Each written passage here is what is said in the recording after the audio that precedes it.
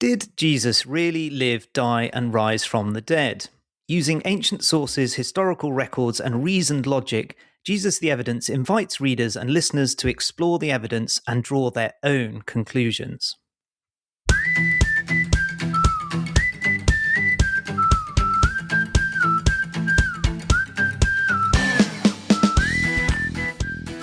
Welcome to another episode of Pep Talk, the Persuasive Evangelism podcast from Solas.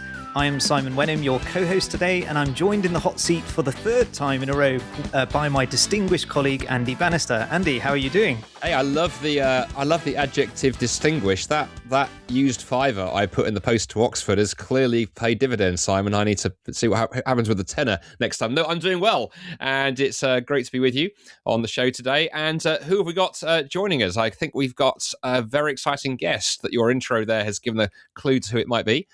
We have indeed. Yeah, it's my great privilege to introduce our guest. Now, we all know people who have become Christians who then tell others about what's happened to them or possibly go into ministry eventually. But actually, I don't know anyone who has taken it upon themselves to do what our guest is doing today, which we will talk about. So he is Derek McIntyre, the person behind Jesus the Evidence, a ministry that teaches people about who Jesus is. Derek, welcome to the show. Thank you for having me on. Now, Derek, you literally go around the whole country giving presentations on the evidence for Jesus. And I actually had the privilege of attending one in Amesbury, Wiltshire, which I very much enjoyed. But could you start us off by just saying a little bit about your own story and why on earth you decided to start doing that? Well, I would have classified myself in my teens and my 20s as a resolute agnostic. And I really thought agnosticism was the only intellectually honest position you could take about this. I never regarded myself as an atheist because I realized that atheism was a faith position. But I really thought you couldn't know for certain one way or the other. So that was my view right up until my late 30s. When I got to my late 30s, I thought, it would be nice to come to some kind of clear conclusions on this. My thoughts were that if it's a load of old baloney, I wanted to know it was a load of old baloney and I could forget about it and get on with living my earthly life. But if it wasn't a load of old baloney, well, clearly it's got massive implications for your life, this life and the life to come. So I wanted to try and see if I could come to any clear conclusions on this. So I basically dug into the historical and rational evidence for Jesus. And frankly, I was amazed at what I found. I was amazed at the amount of evidence I found, and the compelling evidence for Jesus being who he said he was. That surprised me. I didn't think I was going to find compelling evidence, but I did. And I found all this compelling evidence, and I thought, right, okay, there must be some atheistic stuff that'll blow it all out the water. So I went looking for that as well, and okay, there is some atheistic stuff out there, but it's nowhere near as compelling as the evidence for Jesus. So that was where I got my head at, and in my late 40s, mid 40s, I did an alpha course, and I got to the end of the alpha course, and I thought, right, okay, what am I going to do? I've still got questions, but I've seen enough to know that this looks pretty compelling. So I thought, it's really as boring as this. I'll give it a go. So I thought I'll start going to church and see what happens. I'll start reading the Bible and see what happens, and I'll start trying to pray and see what happens. And I'm talking to you now. So I guess I became a Christian in my mid 40s. When I got to I've been a Christian for a couple of years, and I thought, I had to do a tremendous amount of digging about to get the evidence.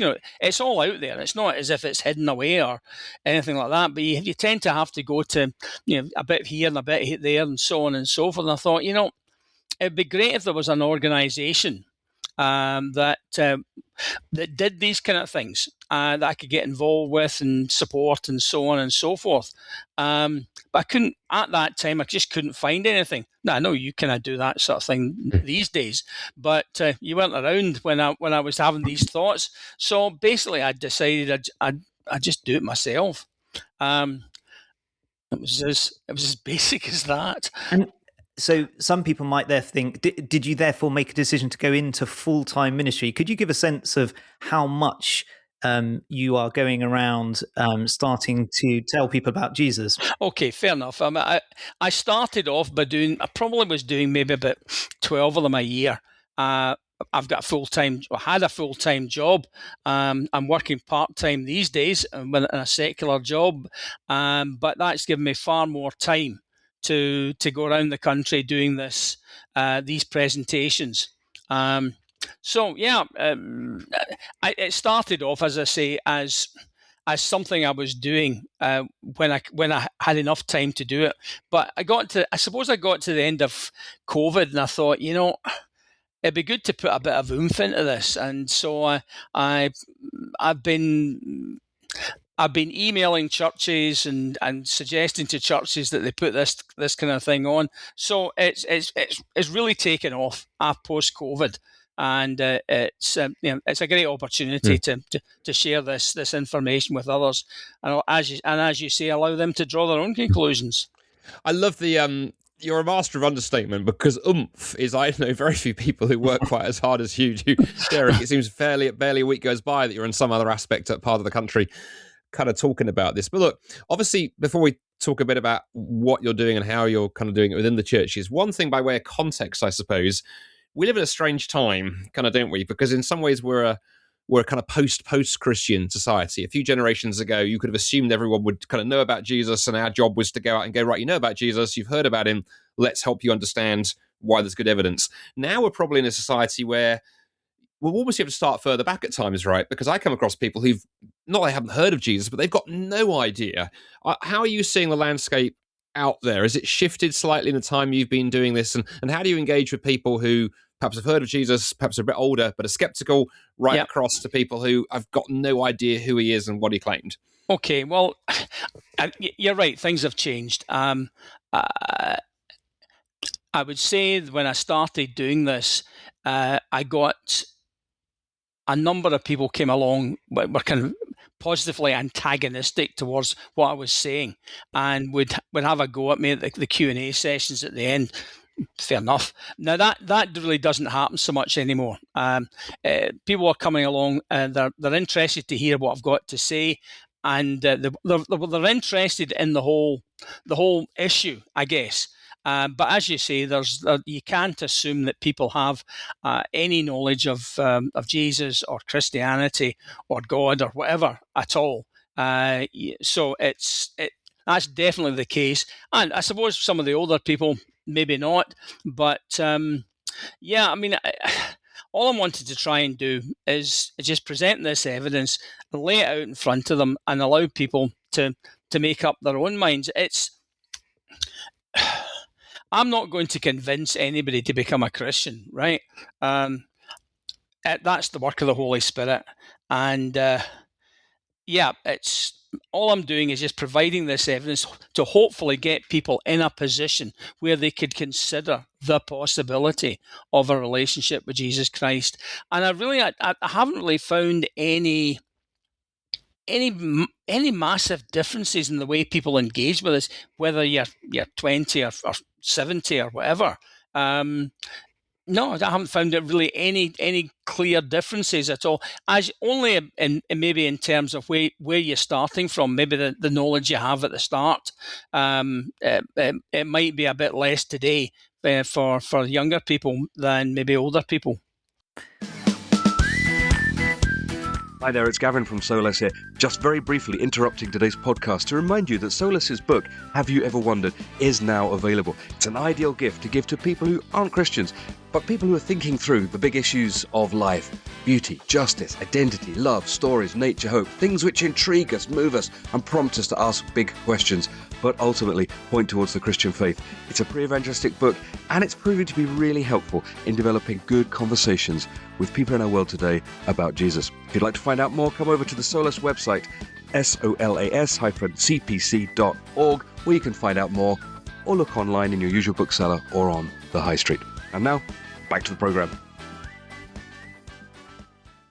And you've obviously you present evidence to people. That begs the question: are there particular types of evidence for Jesus that you find particularly compelling, or is it the case that you just give lots of information and that's how you commend Jesus to people? I mean, so I'll be interested to know: are there specific arguments that you think are particularly good for communicating with people who may not believe that Jesus is who Christians believe him to be? Okay. Well, I think at the start point, where I start in the presentation, we look at the sources of evidence we have for Jesus and ask whether these sources are reliable or not.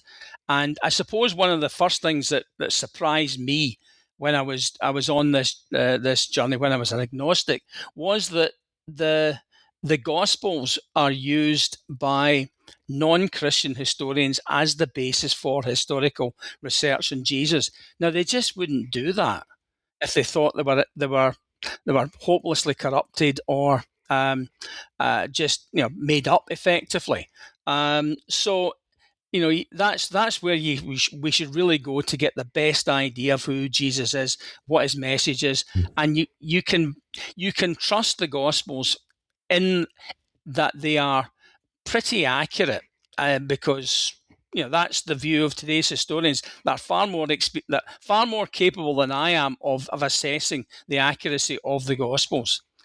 So I would direct people to the Gospels first of all, and you see in the Gospels, why would the disciples make all this up?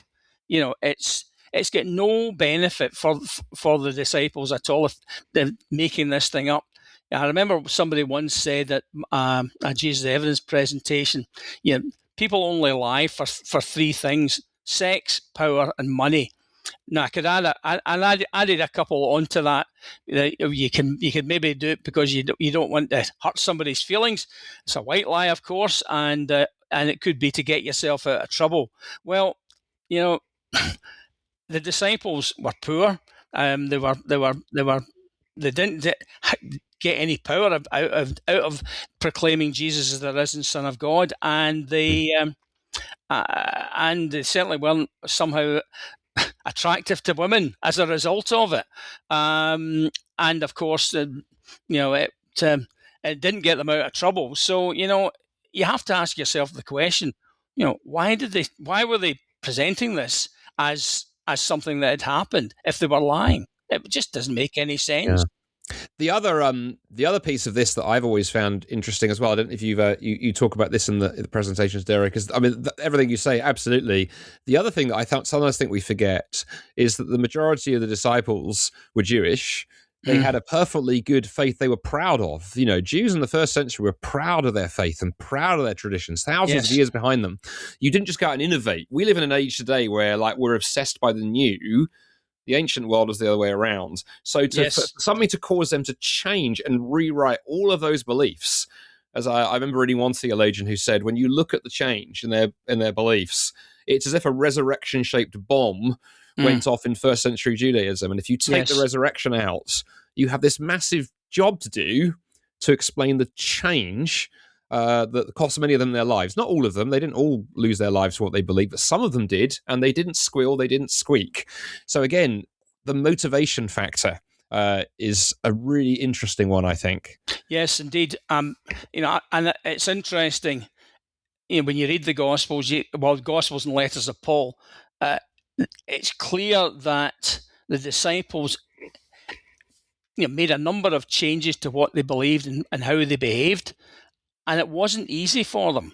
But you're effectively ostracizing yourself from your entire community, your whole life. And as you say, it was a religion they were steeped in, and it was very, very difficult for them. why would you do that if you didn't believe you had actually seen Jesus alive? Absolutely. And one thing that really struck me about you, Derek, is you have a real hunger for learning. And one thing I wanted to ask you was whether your studies have given you new insights into Jesus or strengthened your convictions, because I know you're continually looking at new sources and rethinking about things. I was wondering, is there anything through your journey presenting this that has actually strengthened your faith? Oh yeah, I mean, I do a number of other things. I guess probably the other things have been I'm a street pastor in Glasgow, and I've helped at the Glasgow City Mission and so on. I think these things probably more than the evidence for Jesus have informed my Christianity post making a decision than, well, I mean, the evidence is compelling. Anytime I ever have any doubts, I go back to the evidence. There's a solid core of evidence here, and it helps to just get me back on the right track, if you like.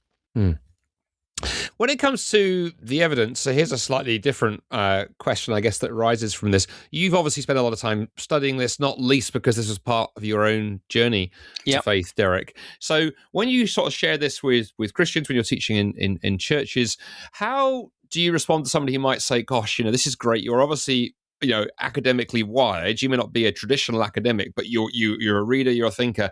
Do we need to be able to master all of this vast array of material to share our faith with our friends? How do you help people overcome perhaps the risk they might look at this and go, I can't do this. I'm not as smart as Derek. Well, I think they probably are, but yeah, I mean, I guess, as I say, many people just know in their hearts it's true, and that's fantastic. That's fantastic, but it's nice to know if when you're having conversations with other non-Christians, you have the confidence to be able to say, yeah, there's a solid core of evidence at the base of my faith, which I know in my heart to be true. It's important for people that need cussed people like me that need evidence, of which there are millions of people like that out there, so it should be used in the right way with the right people. But even if you're not going to use it, it's nice to know that you've got this solid foundation of evidence. So that if somebody says to you, well, is there evidence for Jesus? Well, there you are. You've got something to give them right away. The other thing that really struck me attending your talk is that you present lots of evidence for Jesus, but actually a lot of what you're doing is focusing on evangelism. Can you say a little bit about how you make your presentations evangelistic? Okay. Well, yeah, I guess I give people the opportunity at the end when we talk about, okay, you've heard all this evidence. Is it important to you? And we talk a little bit about transformed lives and what benefit it will bring. A faith in Jesus Christ will bring to your life and the lives of those around you. So we get an opportunity. I get an opportunity to talk about that, and we talk about that in the question and answers session at the end. If nobody asks me the question, I'll ask it myself and give an opportunity to hear. Why would you bother? So that's really what I focus on. Fantastic. And could you say, and also you have a booklet, and I think you mentioned to us before that you also encourage people to invite non-Christians to your presentations. Is that right? Oh, very much so. Very much so. The idea is really the whole idea of the presentations is it's to bring as many non-Christians into the room to hear the evidence and allow them, as I say, to make their own minds up. Now, I know I'm firing a lot of information at people in one evening presentation. That's why I produced the booklet. The booklet's there really just to provide the opportunity for people to go away and digest what they've heard and to mull it over, review it, and I guess come to their own conclusions. It's very hard in 2 40-minute presentations to get everything out there, and for people to make up their minds based on that. So that's what the purpose of the booklet is. Although the booklet can also be read on its own, and I know people have found it very helpful in providing the bare bones of the evidence, if you like, and allow them to do their own research or their own reading and so on. I think the other thing as well that I was reminded of as you shared that, I think also the other thing I'm increasingly persuaded of is people who perhaps wouldn't necessarily think of themselves as thinkers have assumptions, and to simply, if you're a skeptic, to sit in a room and hear somebody like you do 2 40-minute presentations with slide decks and evidence, even if you can't process it all, it's world-shifting potentially to go away and go, oh, hello, this is a guy who's fairly ordinary and has done some work, and there's shed loads of stuff out there. I at least need to think about this. But look, on the booklet, which I love that idea, have you got any stories of sort of, because obviously when we work in ministry, it's always great to hear people feedback to us. Have you got any kind of stories that have encouraged you in the last wee while of perhaps people who've come to events? So go ahead, do share something, because I'd love to hear how this lands. I was at a presentation in Dewsbury Minster earlier on this year. Now, it's normal that people will ask questions and so on, and you can see light bulbs going on in people's heads and so on. But it's very rare in a presentation for anyone to give their life to Jesus. And it happened in Dewsbury Minster. It was, I think it's fair to say that the person had done a number of things. She was obviously on a journey. This just removed the last few things that were preventing her, and so she gave her life to Christ at the meeting, which was, as you can imagine, phenomenal. And I've heard a number of people who have been. This has been instrumental in getting them into a position where they could consider a relationship with Jesus Christ and have made that step.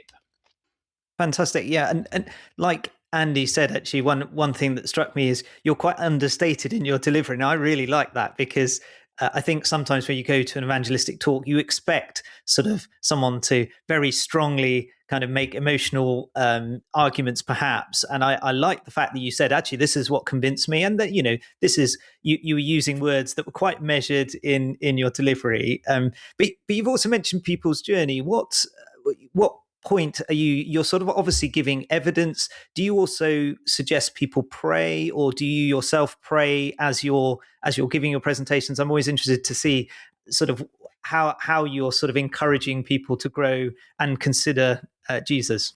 What I'm encouraging people to do is take this seriously. And I guess I'm also a major in the booklet about read the Gospels for yourself and allow God to speak to you through the Gospels. And people will often ask me, okay, you've done a lot of research. What book should I be picking up to read about this? And I will always say, read the Gospels. Read the Gospels. You know that they're pretty reliable, so you can trust them and read the Gospels. And that's the way God communicates with us.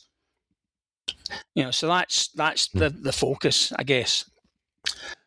Yeah, I think that's great advice, and a great place to end on, actually. I think as we hopefully, as people have listened to you talk about this and perhaps been inspired to have these kind of conversations with themselves, with their friends, to talk about Jesus, to bring people back to that point of look at the Gospels and praying. Those are great initial steps. But look, in terms of you and your ministry, if people listening to this have got inspired and are intrigued and perhaps like to engage with you, there's the booklet you do, there's the presentation that you bring around to churches.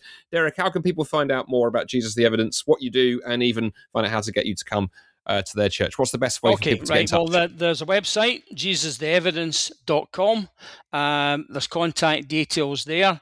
I'm always looking for a gig, so anybody, anywhere in the country, I will go to. I've been as far north as Orkney, as far west as the Outer Hebrides, the far south as I'm going down to St Ives in the autumn, and I'm going to Ramsgate. I think that's the furthest east you can go.